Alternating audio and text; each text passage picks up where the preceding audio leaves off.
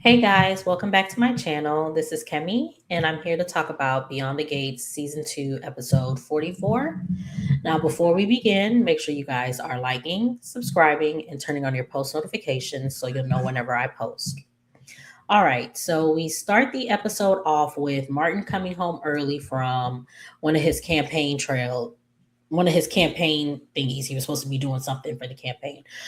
Samantha's focused on doing her assignment or whatever. So when he comes in, she's like real nonchalant, and then she's just like, "Oh, I'm surprised that you're here." She apologizes for not being like more welcoming, and then she asks, what happened. He tells her that two of his events got canceled, so he just decided to come home early or whatever. So she tells him that, oh, Tyrell is playing chess. He's at chess club, and Smitty went to go get some food. So he's, just you're gonna have to be okay with just, being with me for right now.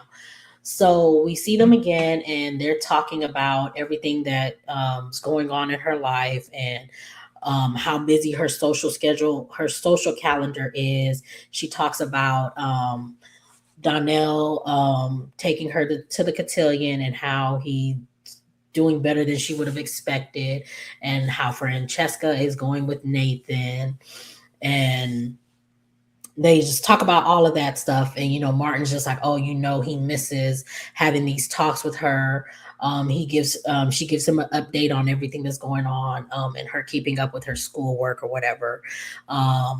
So she tells him, I'm ahead. My assignment is almost done, way ahead of time of when I have to turn it in. So he's happy about that, and he wonders where Smitty is. So we see Smitty. He goes to Orphe Jeans, and he's there to pick up the food, but the food isn't ready. So June tells him, you can go and, since the food's not ready, you can go and keep Naomi company. So he goes up to Naomi, and she's just sitting there, and she's like, spaced out because she's not focused or whatever. So he tells her, I know what he comes to check on her.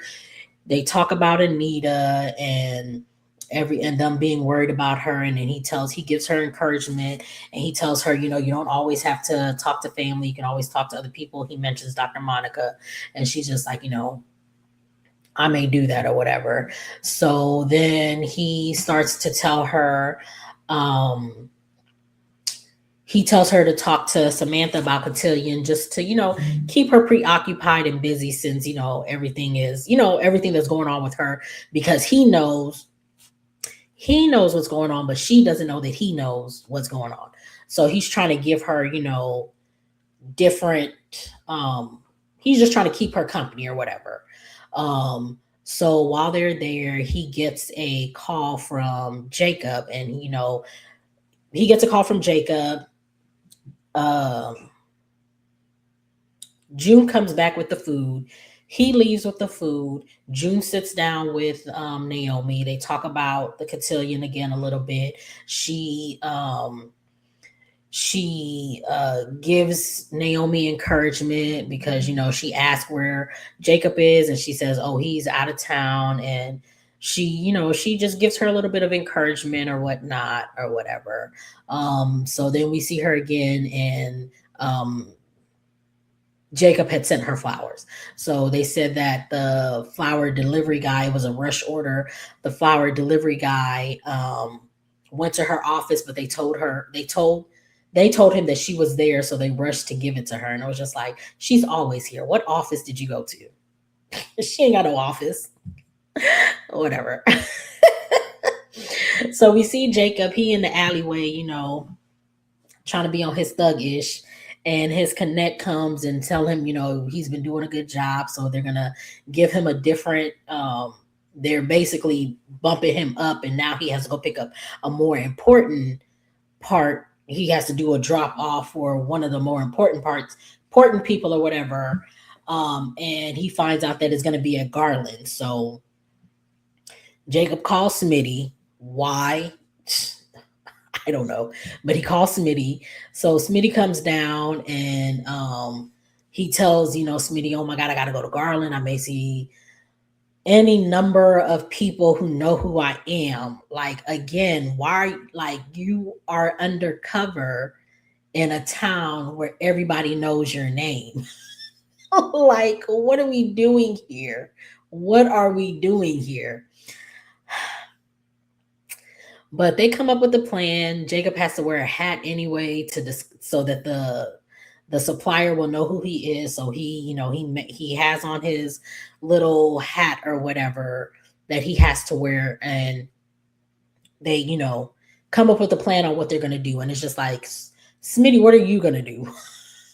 Like, I don't know what Smitty's gonna do, but okay.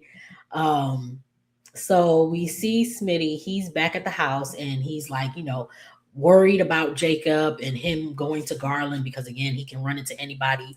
So they all sit down for dinner, but Smitty still has his phone on him and they're telling him you got to put your phone up since that's the rule when we're at dinner.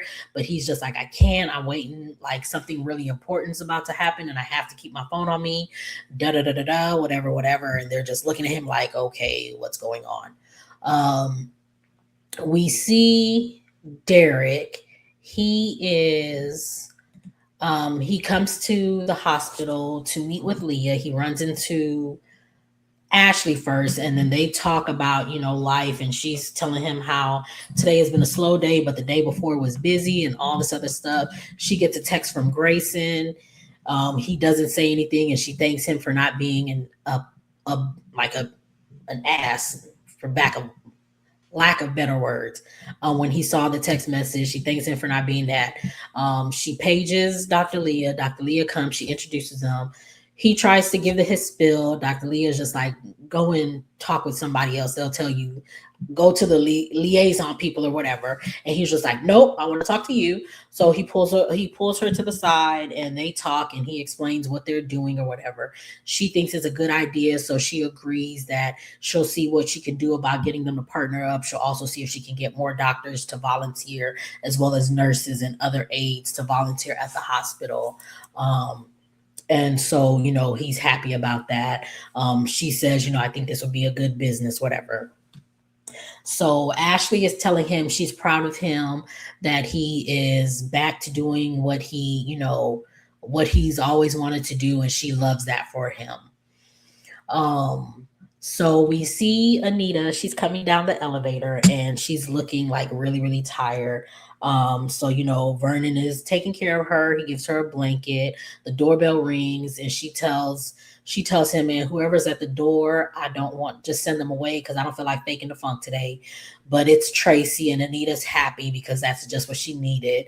So Vernon says he called them since they were on their break from the tour and he flew her in. So Vernon has tea brought in for them, and he leaves so that they can talk. So Anita and Tracy are talking about what she's feeling and how she's, how she's dealing with everything that's going on. Tracy lifts up her spirits, and he's like, she tells her like, I got your back. We here, we're always gonna be together. Like, we're gonna make it, like whatever is about to happen, we gonna do the thing, and you're gonna be better on the other side. Like, just giving her like pep talk and like making her feel good about herself and all this other stuff.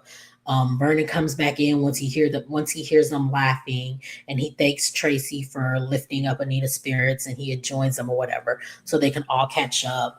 They talk about the tour and how it's going, and Tracy tells them, like, everything's been going good. They've been getting, a lot of women coming to get screening and all of that. So she says they're going to do a special concert where they're going to be giving away free screenings at the concert, and the concert will end with Anita being back on stage.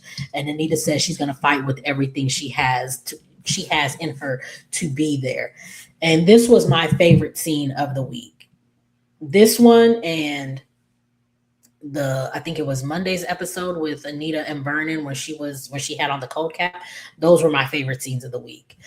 So the episode ends with Jacob going to the not the country club, the hospital, and he has on his hat with his headphones, and he meets the supplier or whatever. And so, we see their feet initially. And so The guy puts down the bag that Jacob is supposed to take. So Jacob takes a bag. The guy gets off the elevator and Jacob looks up, and then we see that it's Grayson, and then they see each other, and this is how they both are looking in the screen. This is how he's looking, and Grayson is looking about the same way. But it was just like, honestly, we knew who, like we knew who it was. We've known like from the beginning since he was introduced, and when they introduced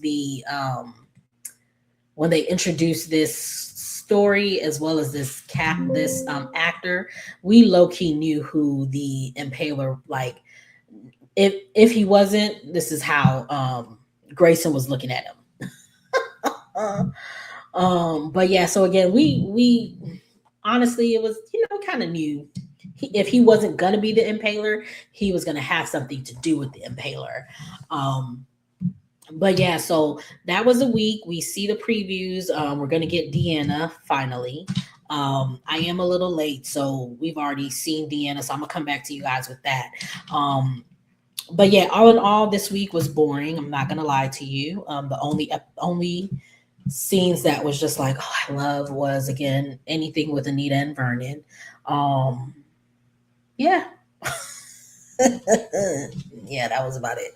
But make sure you guys are liking, subscribing, and turning on your post notifications so you'll know whenever I post. Get down in the comments. Tell me what you guys thought about this episode this week. Let me know what you guys thought.